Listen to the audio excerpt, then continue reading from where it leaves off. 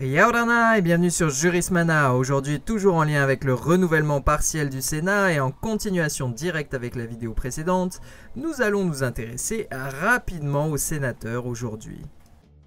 Pour être candidat, il faut être âgé de 24 ans révolus au jour du scrutin, avoir la qualité d'électeur, c'est-à-dire posséder la nationalité française et jouir de ses droits civiques, et ne pas être dans un cas d'incapacité ou d'inéligibilité prévu par la loi.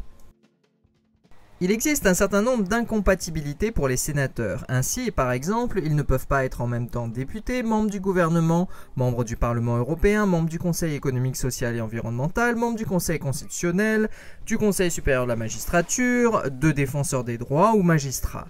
A noter que tous les mandats locaux sont aussi exclus, à l'exception des élus des assemblées locales et d'un conseil municipal de plus de 1000 habitants, mais il faudra faire un choix car un seul mandat supplémentaire est possible. Comme nous l'avions déjà vu, le sénateur est un parlementaire élu pour 6 ans au suffrage universel indirect qui vote la loi et contrôle l'action du gouvernement. Comme le député, il bénéficie d'un statut spécial destiné à lui assurer l'indépendance et la liberté nécessaires à sa mission, qui peuvent se résumer aux immunités et indemnités parlementaires. Ainsi, pour être à l'abri des pressions des citoyens et du gouvernement, le sénateur bénéficie, à l'instar du député, d'immunités fondées sur l'article 26 de la Constitution. Tout d'abord, l'irresponsabilité qu'il protège dans le cadre de son mandat, lorsqu'il ne peut être poursuivi, recherché, arrêté, détenu ou jugé à l'occasion des opinions ou votes émis par lui dans l'exercice de ses fonctions. Cela ne s'applique donc pas à sa vie privée.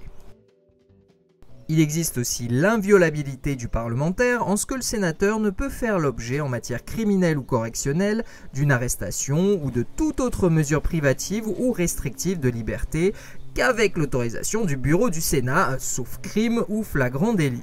A contrario, l'engagement de poursuite contre un parlementaire est tout à fait possible sans restriction s'il n'y a pas de mesure restrictive de liberté.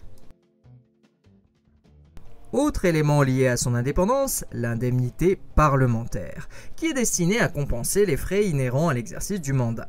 Elle permet à tout citoyen, quelle que soit sa situation financière, d'être parlementaire et elle garantit aux élus les moyens de se consacrer pleinement à leurs fonctions sans dépendre financièrement de tiers ou de groupes de pression.